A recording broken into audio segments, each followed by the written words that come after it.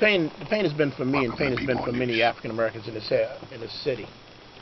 Now you work for the Baltimore City Police Department, but you're stationed over at Central Booking. Central Booking and Juvenile Booking. And you see young men coming in there all the time. All the time. The first thing I want you, okay, well, we'll go ahead, but please address the pulling up of your pants. You know,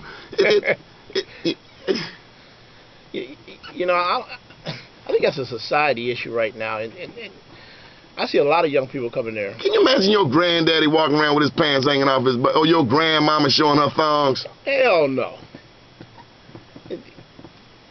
You know, we talk about how bad a lot of these young kids are, but I'm going to tell you something else. I see a lot of beautiful young men and young women out here in Baltimore City. I think many of them are very misguided.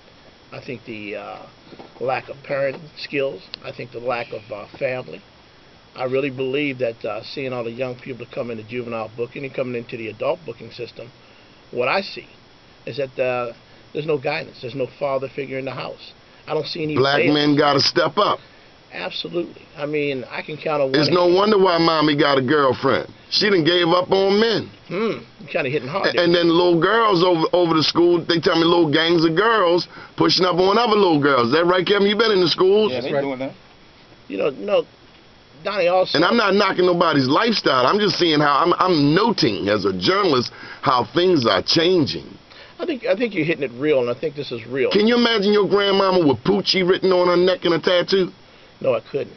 But then again, I ain't talking about your grandma. I'm sure she was a beautiful lady. Yeah, I can't even imagine all these young women coming in there who are dating these little young boys. So, you know, you see a lot of that. But I think what you also see is bad policing policy. You see racism and discrimination still going on inside the agency, which affects the community at large. But consequently, being a fighter, you went down there and tapped her for how many mil? Well, I'm going to put it this way, 2.5 million cash and 2.5 million. And that's the healing part, the 2.5 million in non-monetary issues. Congratulations. That's right. Everybody give him a round of applause. How long have you been working on this issue? About 14 years. 14 years. Absolutely. Absolutely. But, you know, this is bigger than Sergeant Hopson. It's actually the community. Because those non-monetary issues are going to be ones that's going to affect the community. They're going to affect every one of these young people in this room. When you can start putting together monitors out there to monitor the bad behavior of police officers, when you can monitor people. But you know what? We still have officers out there right now still suffering in racism and discrimination and bad policing policy. You know, I think that many of these leaders, so-called leaders in the agency, need to actually understand risk management and also understand that the monies that they're costing the city, you know, is reflective in their bad policing policies and their bad decision making. You know, I think that the reason that we have so much discrimination in the city, in the police department, and why it continues to go on every year is for one simple reason. We do not punish the wrongdoers. We continue to allow them to commit these horrific acts against the citizens of Baltimore, against African American officers, without any recourse, without any punishment. So if you don't punish the wrongdoers, then you're going to have a continuing course of action. Okay, who's this young man with you? This is Antoine Travers. He's also one of the plaintiffs on the class action lawsuit.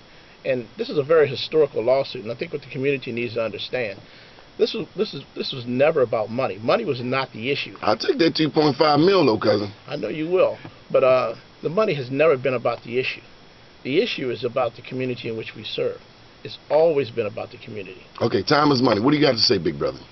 Well, I just want to thank you for just giving us a venue just to speak about our issues. And we're talking about pain and healing in our community. What do you want the people to know? Straight to the point, jugular. Well, the pain starts with the basic policies of the police departments, the way that they're affecting and going after normal, everyday, law-abiding citizens, and addressing them and sending them through the process, through central booking, creating records and backgrounds for them, and then that are causing issues in their lives further down the road. Okay.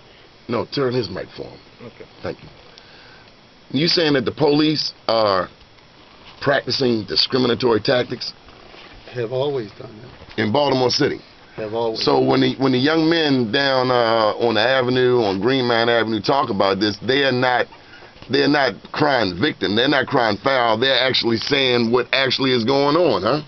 Yes, and how do you defend that when you have the state's attorneys, the judges that are backing the law enforcement agencies for doing creating these crimes? So this is a trap. It's always been. Being in Baltimore is like being in Baghdad, like being in Mogadishu if you're American. That's correct. Like being in Kabul. That is correct. It's a war out here. Every day. And with the holidays, you know, right here, it's further impacted. It's magnified. It's illuminated. It's exponentially grown. That's correct. What's the healing, brother? Well, basically it starts within the community. I mean, the issue is right now the police department has no relationship with the community at all. And you're a popo yourself? I used to be. Former. Is there a hit on young black men?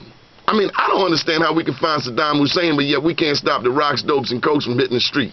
Donnie, I don't know if there's a hit or if there's a disconnect. It's a trap. The schools are screwed up. The teachers are troubled. Black men aren't involved in their children's lives. It's mayhem. It's complete mayhem. But the bottom line is this: behind any type of mayhem, you know, we've survived a lot more nefarious and egregious things in our life. Yeah, but that's 2009, man. We still rehashing the same old issues. From child support to baby mama drama to repressed issues of sexual abuse. We got issues, man. You know what? We need a therapy session. We need a serious therapy session.